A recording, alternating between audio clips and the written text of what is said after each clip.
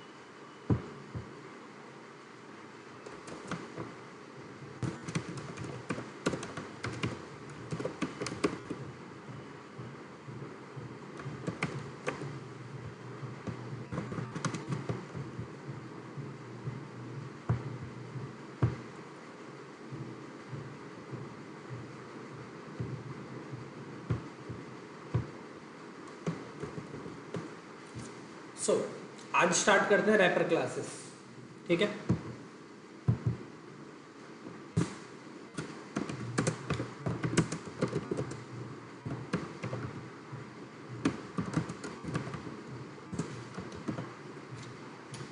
कोई मेरे को इसका आंसर बताएगा?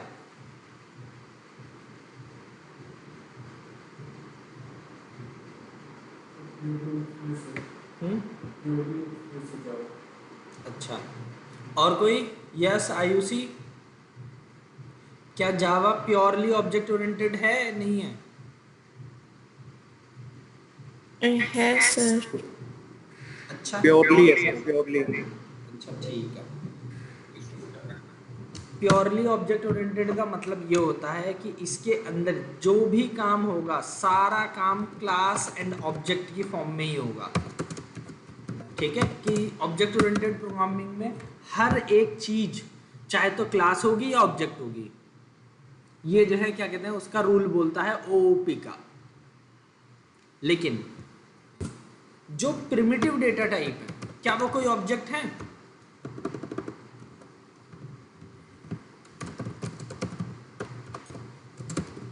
वो किसी क्लास के अंदर ऑब्जेक्ट ही होते हैं अंदर। देखो ये पाइथन की तरह नहीं है, ठीक है। प्रिमिटिव डेटा टाइप मेमोरी में डायरेक्ट स्टोर होते हैं, वो कोई ऑब्जेक्ट नहीं होते। अगर मैं बात करूं इंट नम इक्वल टू 10 मान लो, system out dot println num dot, देखो कोई मेथड आ रहा है इससे, कोई वेरिएबल आ रहा है? कोई वेरिएबल नहीं आ रहा ना कोई मेथड। नम इंस्टेंस ऑफ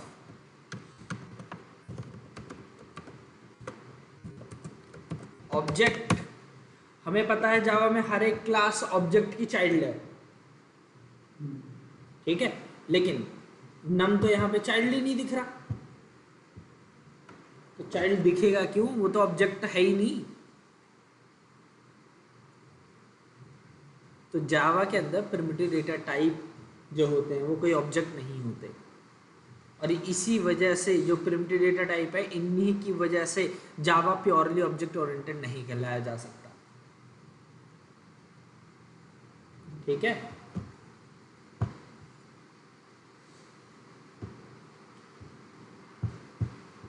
सुनो ये देखो,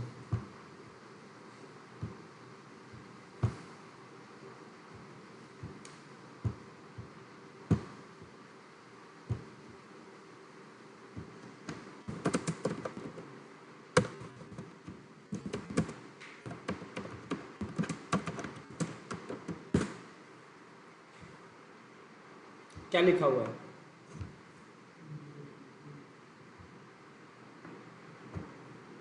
नहीं है, क्यों नहीं है? What pure OOP means? A pure OOP language strictly follows all OOP principle. पहला प्रिंसिपल क्या है? हाँ, जावा में हर एक चीज एक ऑब्जेक्ट होनी चाहिए, ठीक है, तब वो प्योरली बनेगा, ठीक है। तो everything is an object, no primitive data types, जो कि जावा में है, ठीक है। ऑल फंक्शन बिलोंग्स टू, हाँ वो करते हैं, नो प्रोसीजरल स्टाइल कंस्ट्रक्ट्स, जैसे प्रोसीजरल प्रोग्रामिंग होती है ना, फंक्शन बना देते थे, ठीक है, फंक्शन फंक्शन बना के बाहर सारा काम होता था, वैसा, ठीक है। तो यहाँ पे जो है जो भी फंक्शन होता है वो क्लास के अंदर होता है, ठीक है। Language like Smalltalk are considered closer to, हाँ देख रहे हो,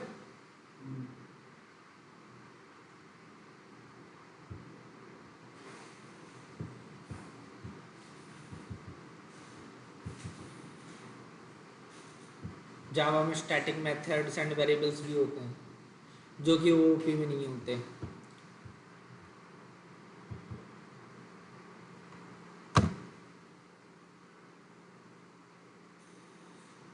ठीक है।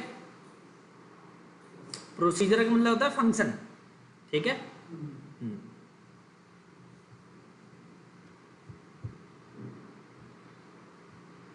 अब ये इसका सॉल्यूशन आया, ठीक है, वो अभी देखेंगे, वही सॉल्यूशन सिखाना है आप सभी को।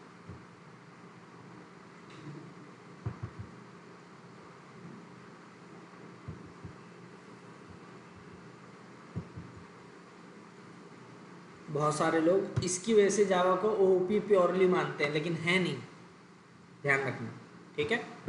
इंटरव्यू में पूछा जा सकता है,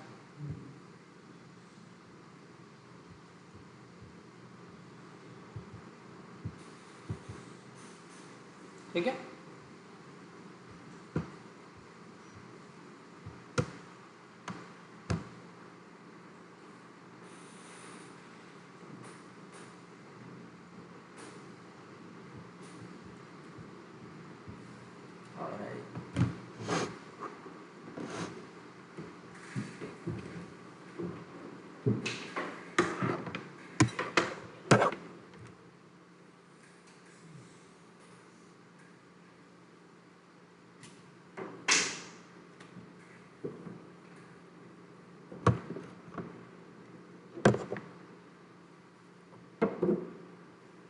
कुछ और दिक्कत है इसमें,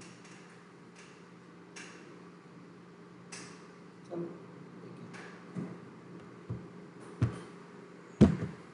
सो तो प्रिमिटिव डेटा टाइप कोई ऑब्जेक्ट नहीं है, सीधी सी बात है, ठीक है। वैसे मेरे को एक चीज पूछनी थी, आप में से किसी के पास मेरी रिकॉर्डिंग शुरू से लेके एंड तक है,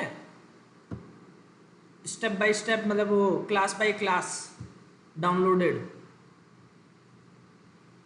यस सर, मेरे पास है, बस वो नहीं है जो बीच बीच में डिलीट वगैरह हो गई थी। ओके, एक काम करना, जो डिलीट हो गई थी ना, एक बार मेरे को जो है बता देना कौन कौन सी हो रखी है। वो आपसे ही डिलीट हो गई थी, वो नहीं है। अच्छा, तब ठीक है, कोई नहीं, उसके लिए देख लेंगे। मैं सोच रहा हूँ इसकी रिकॉर्डिंग सेव करके कहीं रख दूँ।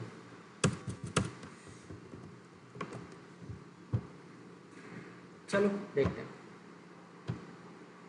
सो प्रिमिटिव डेटा टाइप जो है वो ओओपी को, मतलब ऑब्जेक्ट नहीं है, वो सीधी सी बात है, ठीक है। इसलिए जावा प्योरली ऑब्जेक्ट ओरिएंटेड नहीं बोला जा सकता, ठीक है। लेकिन जावा कहाँ पीछे रहने वाला है भाई? अगर आपको प्योरली ऑब्जेक्ट ओरिएंटेड बनाना है तो जावा बोलता है हम एक नया कॉन्सेप्ट ला रहे हैं, आप उसको यूज करो, जो कि ऑब्जेक्ट होंगे, ठीक है।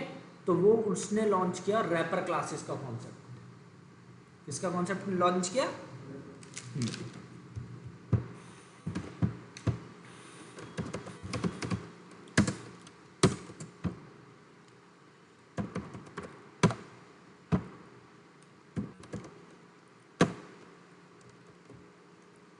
देखो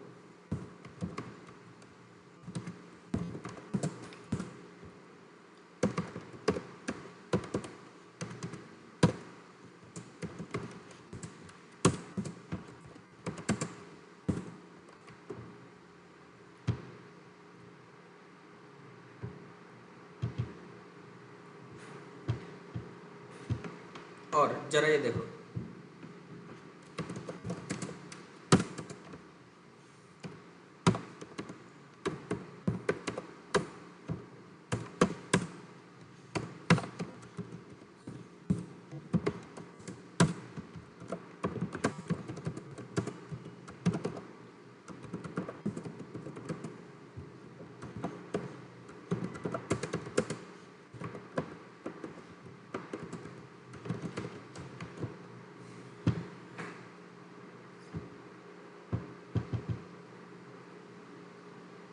क्या ये नॉर्मल वेरिएबल से कुछ अलग लग रहा है?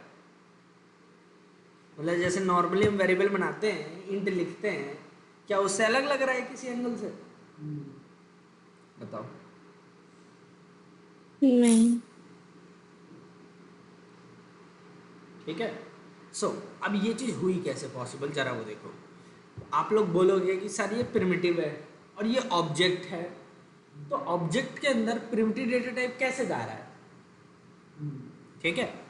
अब यहाँ पे एक कॉन्सेप्ट आता है which is called auto boxing. क्या बोलते हैं? Auto boxing. Primitive primitive variables को, प्रिमिटिव टाइप्स को बोल सकते हो आप। प्रिमिटिव डेटा टाइप को जब हम रैपर क्लास में कन्वर्ट करते हैं, ठीक है, या उसमें आप बोल सकते हो कि असाइन करते हैं, तो उस सिचुएशन में इम्प्लिसिटली ऑटो बॉक्सिंग परफॉर्म होती है।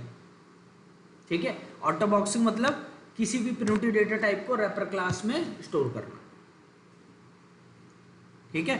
तो ये इम्प्लिसिटली मतलब खुद से जो ये प्रिमिटिव डेटा टाइप है उसको रैप कर लेगा एक ऑब्जेक्ट के अंदर। ठीक है। तो इस तरीके से काम चलता है इसमें। ये है ऑटो बॉक्सिंग। आपको पता नहीं चल पाएगा लेकिन यहाँ ऑटो बॉक्सिंग हुई है। ठीक है। बहुत बहुत सारे। मैंने जब आपको डेटा टाइप कराया था, मैंने एक चीज कराई थी, याद है?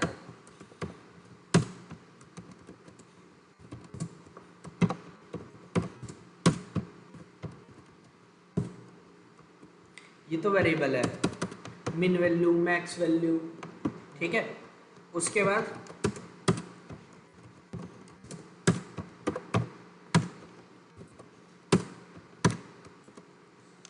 सिक्सटी सेवन की बाइनरी क्या होगी?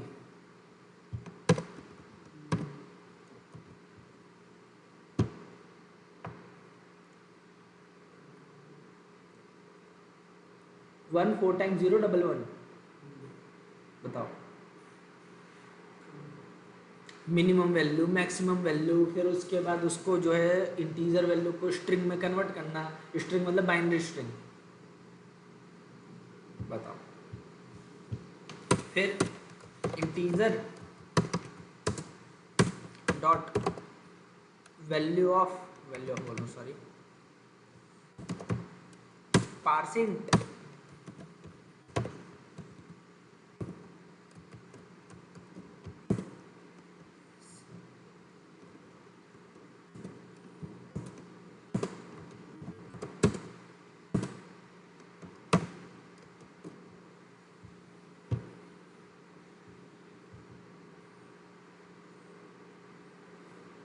देख रहे हो?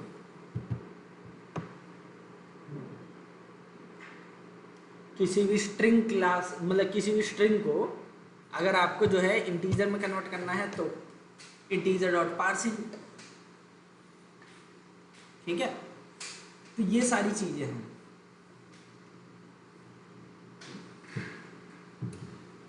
तो ऐसे ही सेम आप उल्टा भी कर सकते हो, याद रखना।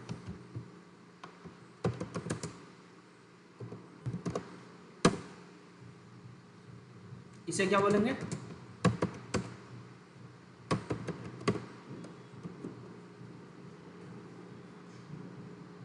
आप रैपर क्लास से प्रिमिटिव डेटा टाइप में कन्वर्ट कर रहे हो, तो इसे क्या बोलेंगे? अनबॉक्स। ठीक है।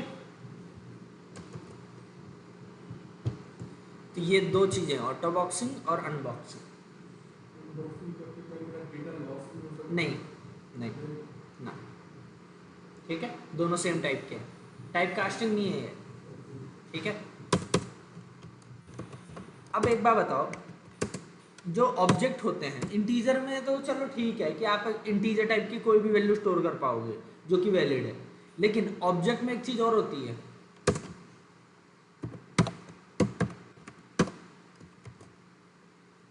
क्या इंट टाइप के वेरिएबल में नल स्टोर हो सकता है? नहीं।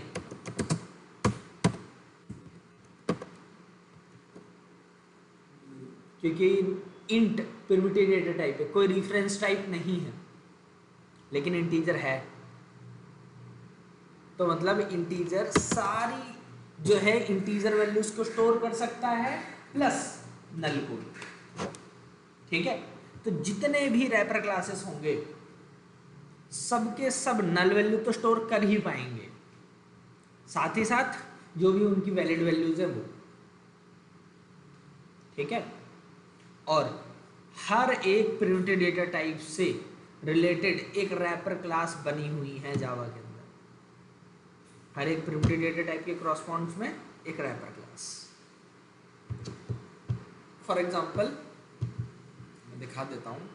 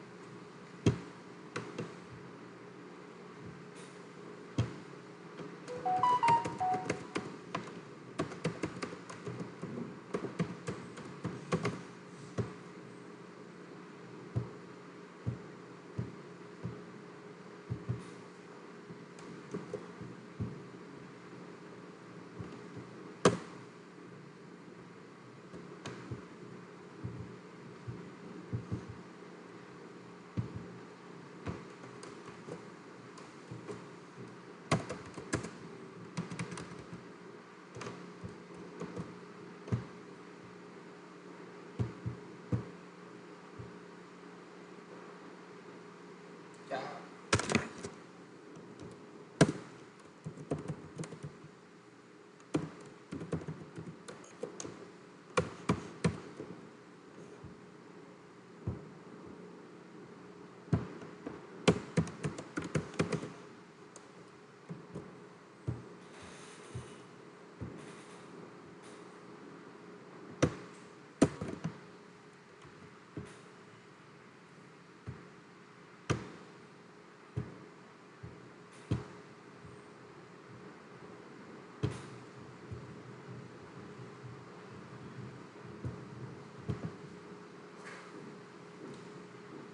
ये दिख रहा है?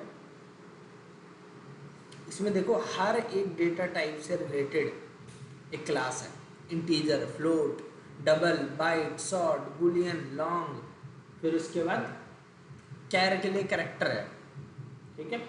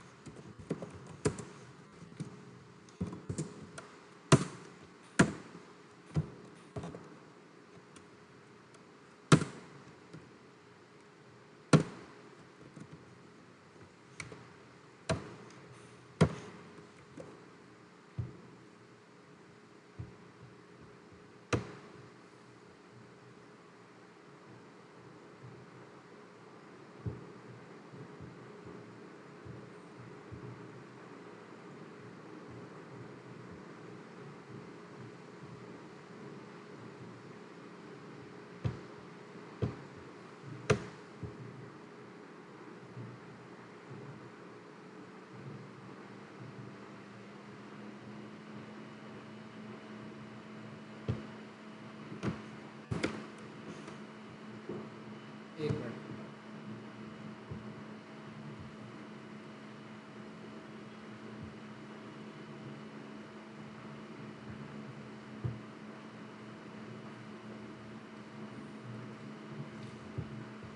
ये जो प्रोग्राम है ये है कमांड लाइन आर्गुमेंट्स का। ठीक है, किसका प्रोग्राम है? कमांड लाइन आर्गुमेंट्स का।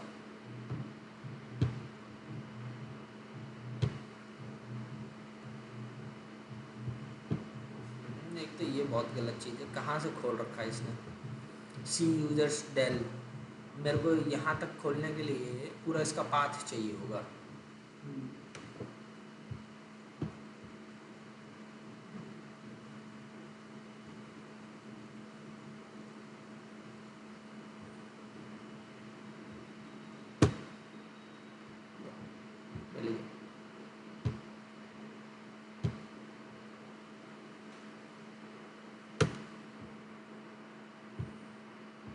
ठीक है, सुनो पहली बात, अरे यार इसमें पैकेज लगा पड़ा है, काम खराब हो जाएगा।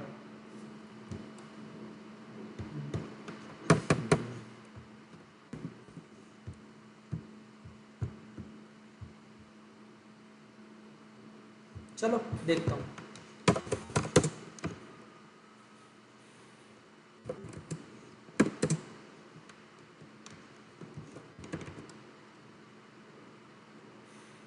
अरे यार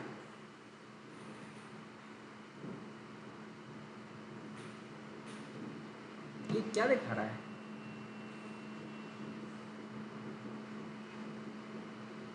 वीकेंड एसआरसी के अंदर ये फोल्डर,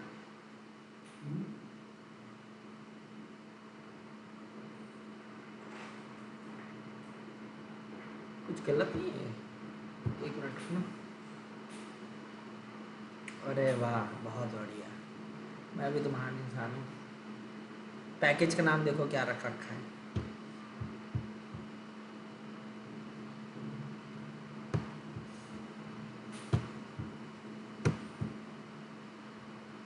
अब इससे पता चलता है एक दिन अगर सर दर्द होने लग जाए तो एबिलिटी सारी बेकार हो जाती है।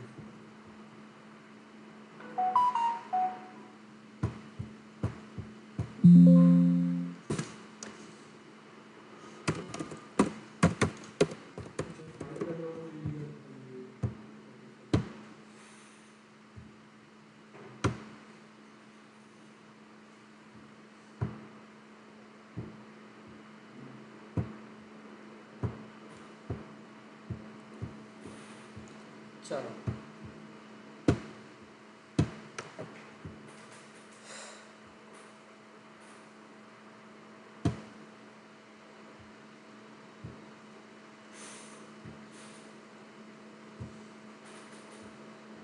देखो, अभी मैं कौन से फोल्डर में हूँ? हाँ, अपना जो भी प्रोजेक्ट है एसआरसी कॉम ट्रेनिंग, ठीक है। फिर उसके बाद यहाँ पे फाइल का नाम क्या है, ये है कमांड लाइन आर्ग्यूमेंट्स, ठीक है। लेकिन ऊपर पैकेज की डिक्लेरेशन लगी पड़ी है, पैकेज की डिक्लेरेशन लगी पड़ी है। तो पहली बात तो ये है कि अगर आप एक्लिप्स के अलावा इसे चला रहे हो, ठीक है, क्योंकि कमांड लाइन में आर्गुमेंट का कॉन्सेप्ट ये है कि कमांड लाइन से इनपुट आनी चाहिए, ठीक है। तो यहाँ पे दिक्कत आ जाएगी, तो इसके लिए हमें इसे मैनुअली चलाना पड़ेगा, ठीक है। तो जावा सी स्पेस -d मतलब क्रिएट डायरेक्टरी डॉट मतलब सेम फोल्डर में स्पेस फाइल का नाम डॉट जावा, ठीक है। अभी इसे कंपाइल करने के लिए मैंने कमांड दे दी, कंपाइल कर रहा है, कंपाइल कर दिया, जावा स्पेस, ठीक है, fully qualified package name dot, ठीक है। उसके बाद अब जब मैं रन करने की कमांड दे रहा हूं, अब इस समय आता है कमांड लाइन आर्गुमेंट्स का काम, ये जो है मैंने स्ट्रिंग टाइप के एरे का वेरिएबल जो है उसका नाम क्या रखा है, डेटा। पहली वैल्यू किस तरीके की चाहिए, हाँ, तो मान लो 10 डाल दे रहा हूँ स्पेस, अगली क्या चाहिए फ्लोट 3.14, अगली क्या चाहिए डबल,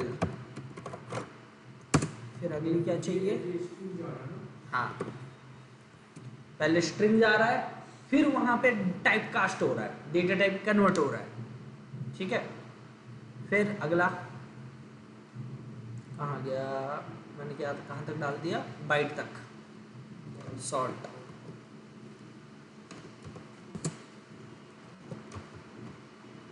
ठीक है। उसके बाद बूलियन, फिर इसके बाद लॉन्ग,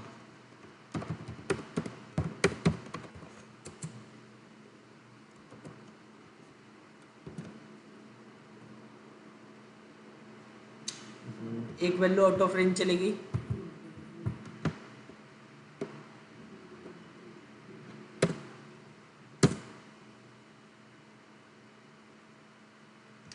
कुछ गलत हो रहा है, शायद बाइट की जगह सॉर्ट या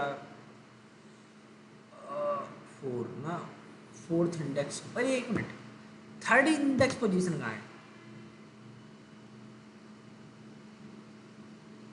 थर्ड पे देना था कैरेक्टर, क्यों ऐसे काम करता हूँ मैं भी। अरे यार कंपाइल तो फोर से ही हुआ है, 2 मिनट। तभी सोचो यार ये रेंज तो होती है इसकी शॉर्ट की इतनी। लो हो गया काम।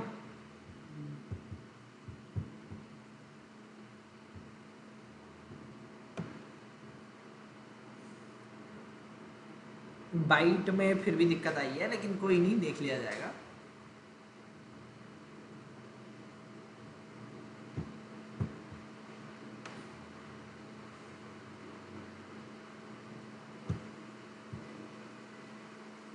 एक मिनट रुकना,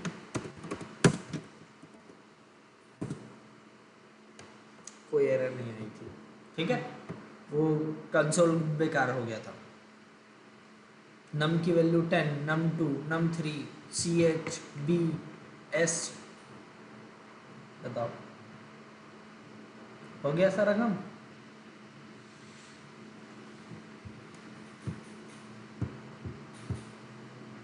तो ये जो है आपका कमांड लाइन आर्गुमेंट्स था, ठीक है। कमांड लाइन से जब आप कमांड डाल के इसे रन करते हो तो उस समय इसको चलाने का तरीका है, ठीक है। अब पता है इसमें एक चीज़ और हो गई होगी, मिसमैच हो गई होगी। इसको रिफ्रेश करो, ये देखो एक पैकेज दिख रहा है कॉम डॉट ट्रेनिंग। ये जो है ना, जब हमने मैनुअली इसको कमांड चलाया, ठीक है, तब इसमें दिक्कत आ गई। यहाँ पे एक नया पैकेज बन के आ गया, इसको हटा देंगे अभी। ये देख रहे हो,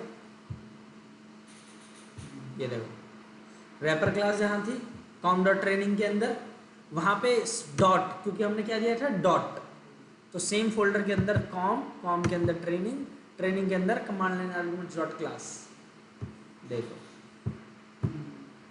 ठीक है, हमें पोजीशन जो है, मतलब जो पाथ है वो गलत देनी चाहिए थी, मतलब सही देनी चाहिए थी। क्या देना चाहिए था?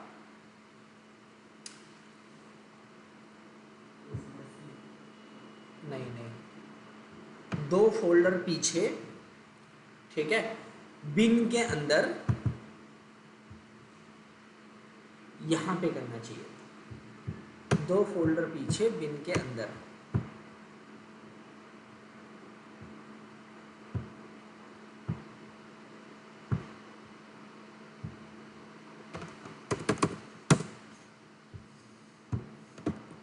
जो कमांड डाली थी ये -d वाली,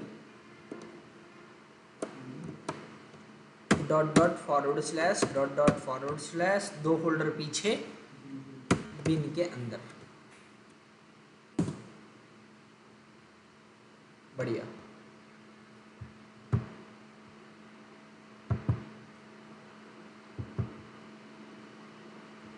देखो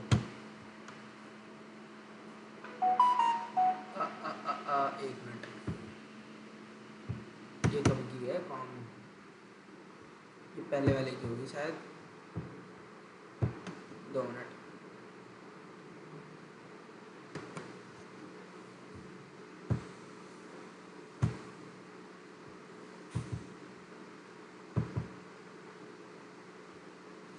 एक्चुअली हम एक्लिप्स पे ना जल्दी कमांड से काम करते नहीं हैं, वहाँ पे सारा काम मैनुअली होता है।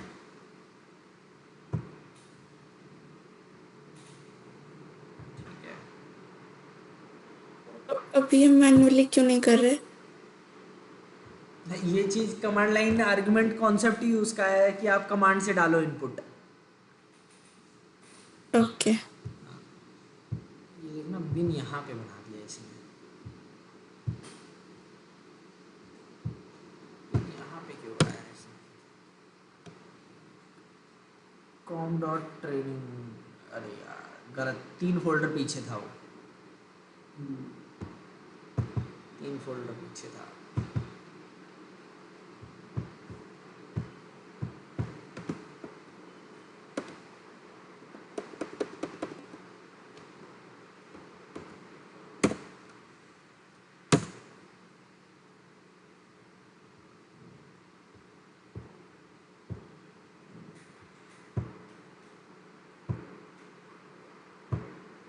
चलो अब ये क्लीन है बिल्कुल। बिन बढ़िया, ये है असली कमांड।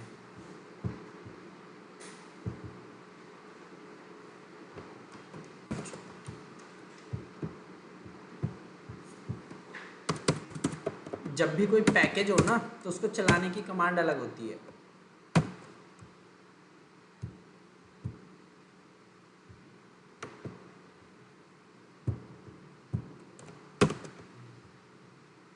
ठीक है, और रन करने की भी कमांड अलग होती है।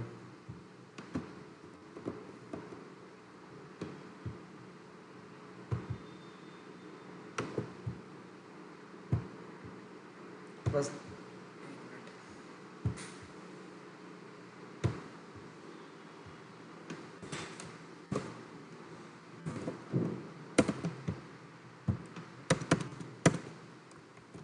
अगर यही चीज़ एक्लिप्स में नहीं होती ना, बाहर होती, तो हम सिर्फ डॉट से काम चला सकते थे। सिर्फ इतने से काम हो जाता है, इतने से। ठीक है, सिर्फ इतने से।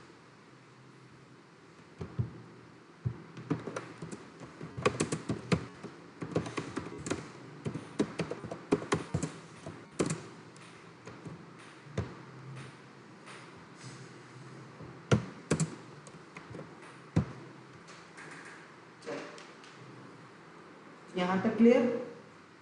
तो हर एक प्रिमिटिव डेटा टाइप के साथ एक रैपर क्लास जुड़ा हुआ है। ठीक है, मैंने सबको चला के दिखाया है। देखो सारे जो भी हैं वो स्ट्रिंग में है वैल्यू। अब जो स्ट्रिंग वैल्यू है, ठीक है, वो जो है क्या कहते हैं, कन्वर्ट की जा रही है उसकी प्रिमिटिव डेटा टाइप। ठीक है,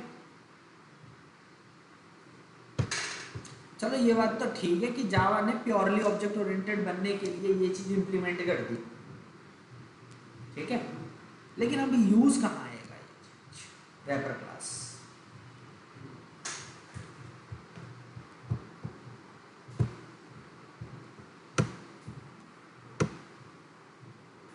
ये जो भी आपको रैपर क्लास दिख रहा है, ठीक है, राइट क्लिक, न्यू,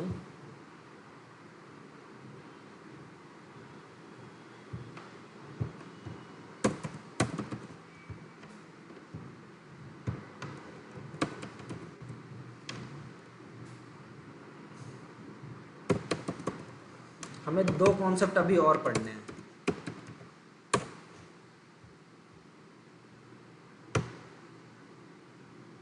ठीक है, सबसे पहले जेनरिक्स।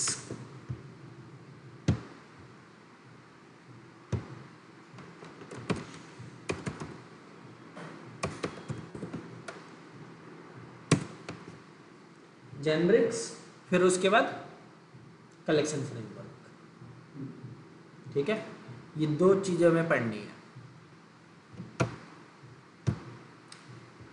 एक बात बताओ, अगर मेरे को मान लो दो वैल्यू में कंपेयर करके ये बताना है कि दोनों में से बड़ा कौन सा है, ठीक है, मेरे को एक ऐसा फंक्शन बनाना है ग्रेटर वाला जो कि इंटीजर, डबल और कैर तीनों का काम कर सके। ठीक है, तो क्या करें इसके लिए? या चलो स्ट्रिंग में भी काम कर सके। क्या इन सब चीजों के लिए आप अलग अलग फंक्शन बनाओगे या नहीं?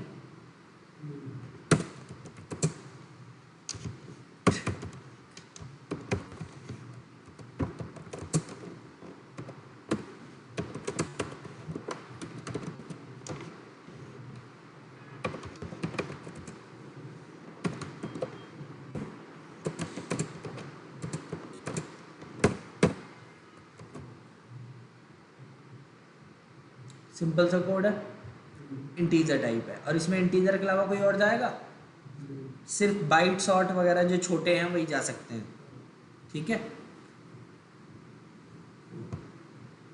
ऐसे ही कैर के लिए बनाना है तो कैर में भी कंपैरिजन करना पड़ेगा, स्ट्रिंग में करना है तो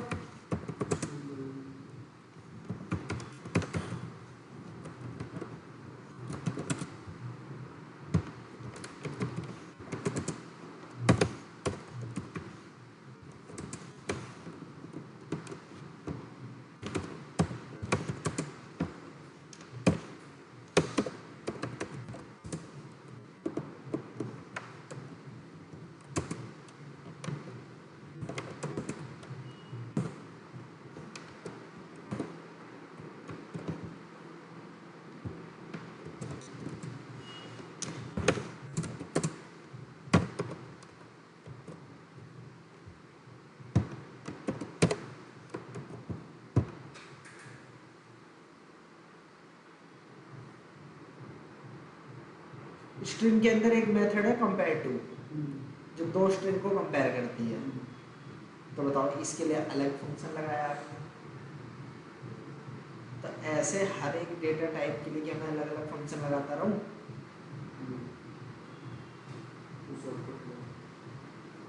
ठीक है, तो इसके लिए जनरेट्स का कॉन्सेप्ट है, वो पढ़ेंगे, ठीक है।